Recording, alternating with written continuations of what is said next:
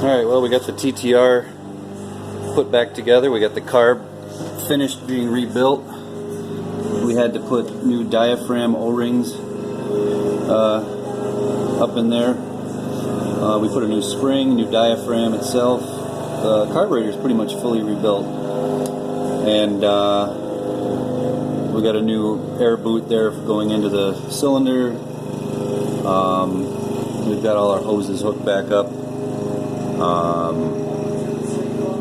And so let's give her a shot and fire it up. Turn it on there.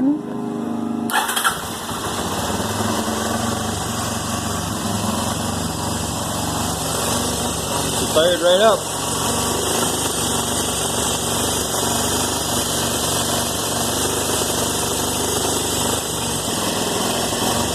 Idle might be a little bit high.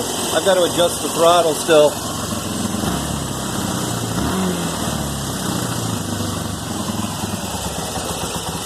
There it goes. No leaks. No tires either.